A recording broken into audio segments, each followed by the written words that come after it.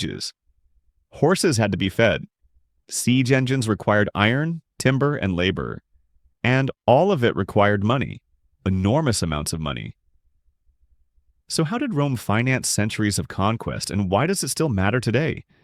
Because the deeper you look into Rome's war machine, the clearer the pattern becomes. War wasn't fought only on the battlefield, it was embedded in the financial system itself. And once that system was set in motion, it couldn't stop. Expansion wasn't a choice, it was an economic necessity. Sound familiar? Let's go back. In the early state period, the Roman army was a citizen army. If you owned land, you could be called to serve. Soldiers brought their own weapons and expected to return to their farms once the campaign ended. But as the state expanded, wars grew longer and battlefronts moved farther from home. The old system began to collapse. You could no longer grab a spear, a sword, and a shield and fight for a year. Rome now needed tightly trained professional soldiers. This is the moment when Rome began to centralize military finance. The state started paying soldiers wages, not generous ones, but enough to secure their loyalty. Then came the real turning point. Conquest itself became a source of income. Each new city meant new taxes, new slaves, new gold and silver mines, and new tribute. This was a self-feeding system. War paid for more war. But this is where things become truly interesting and dangerous. Rome did not rely on taxation alone. It relied heavily on debt. Especially during long and costly periods such as the Punic Wars against Carthage, the state took out massive public loans from wealthy individuals, particularly the equities, Rome's rising financial class. These were not patriotic donations. They were investments. And investors expected returns. Interest payments, tax collection privileges, and commercial monopolies in newly conquered territories. War became a business, and the more profitable it became, the more wars Rome initiated. Sound familiar? Over time, this militarized economy reshaped everything. Political power shifted toward high-ranking commanders who could promise spoils. Senators became shareholders in violence.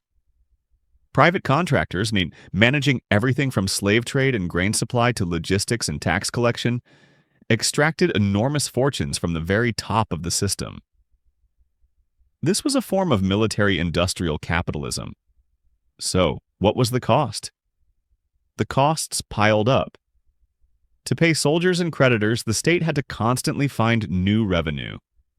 When conquests slowed or uprisings drained the treasury, Rome turned to the oldest trick in history: inflation, debasing the currency.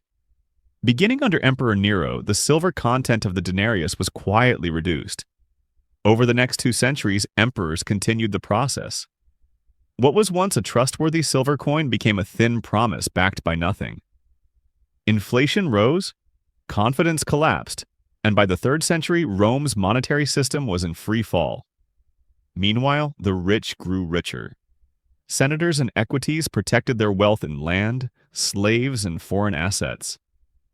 The poor were forced to pay taxes with devalued currency, while elites secured tax exemptions and insider deals.